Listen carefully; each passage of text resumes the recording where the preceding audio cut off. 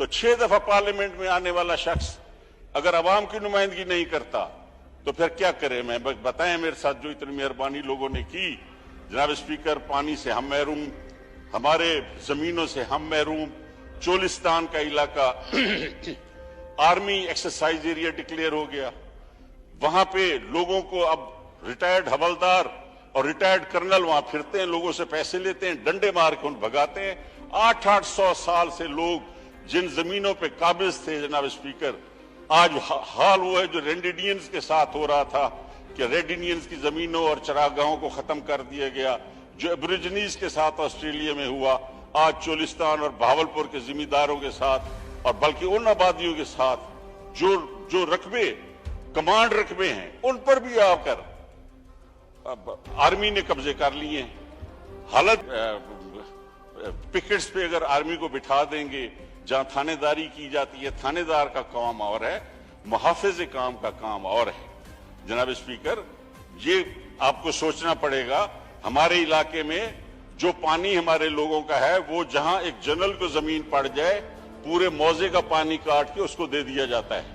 मैं नाम नहीं लेना चाहता क्योंकि मेरा वो इलाका है, वहां सारे जनरल्स की जमीनें हैं। मेरा वो इलाका है जहां पे इस वक्त एबोरिजिनीज और रेड इंडियंस वाला हाल चोलिस्तान का और हमारे सराइकी लोगों का हो रहा है। बोले ना तो मरते हैं, बोले तो टक्कर मारनी है पहाड़ में, पत्थर में। जनाब स्पीकर, इस पार्लियामेंट के साथ जो हुआ, जो काम जो मशवरा आप नहीं कर सकते वो क्यों करते हो? जो आदमी सियासतदान है वो सियासत करे और ये झंडा सिर्फ लपेट के अपने जनाजों पे कब्रों में मत जाने दें। इसको सलूट अगर करना है तो सही माने में सलूट करें। इस पार्लियामेंट का तकद्दस पामाल होता है जनाब स्पीकर, मुझे अफसोस होता है। मैं तनकीद करने वाला आदमी नहीं हूं, ना मैं तनकीद बर्दाश्त कर सकता हूं कि एक फकीर खानदान से ताल्लुक है। मैं नहीं चाहता कि मेरा दोस्त मेरे खिलाफ कोई बात करे या मैं किसी की तज़ीक करूं या उसकी तौहीन करूं। और अवामी लीडरों की खासतौर पर इमरान खान प्राइम मिनिस्टर हैं, मेरा क्या बनता है कि मैं उन पर तनकीद करूं? अवाम के लीडर हैं, मेरा कोई हक नहीं बनता कि मैं आसिफ अली जरदारी साहब पर, नवाज शरीफ साहब पर, जो हमारे में से हैं, हम उन पर कैसे तनकीद करें। लेकिन ये रविश भी अब इस पार्लियामेंट में खत्म होनी चाहिए कि किसने क्या किया, खिलवाड़ किसने किए।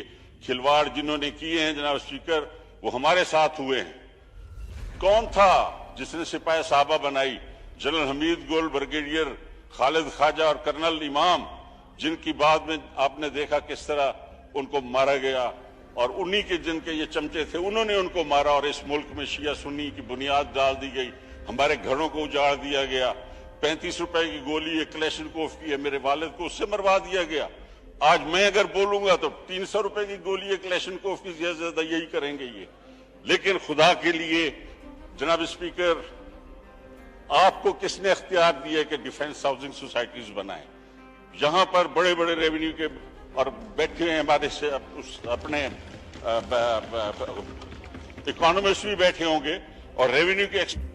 मैंने लाहौर एकेडमी में लेक्चर देते हुए रेवेन्यू ऑफिसर्स को कहा कि आप मुझे बताएं कि जब एक जमीन किसी काम के लिए दी जाती है कि जी ये जमीन फलां चीज डैम बनाने के लिए एक्वायर हुई है, आज भाषा डैम के लिए जो रकबा हमने लिया खरीदा, कल को डैम नहीं बनेगा तो वो रकबा वापस उन्हीं मालकान को जाएगा उसी प्राइस पे जिस प्राइस पे गवर्नमेंट ने उनसे ली है। इसी तरह हेड इस्लाम भी बाद में नीलाम कर दी गई। लेकिन मुझे बताएं स्पीकर साहब कि मैं एक वजीर के तौर पर 8 लोग मुलाजमत अगर कर लूं तो वो तो अखबारों में इश्तिहार बन जाता है कि जनाब इन्होंने मुलाजमत दे दी है। भाई हम मुलाजमत नहीं देंगे तो और क्या करेंगे? हमारे इलाकों को और है क्या कि हम उनको दें क्या? और वहां पे जो हमारे इलाकों में युवा के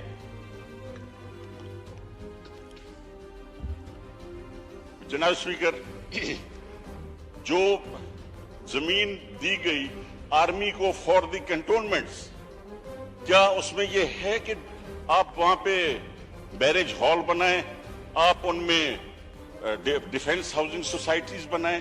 अगर वो काम आर्मी की नहीं थी तो वो गवर्नमेंट ऑफ पाकिस्तान को उन मालकों को जानी चाहिए थी जो in the heart of the city of Lahore, Karachi, अब वो लैंड जो हैं वो आ गई हैं।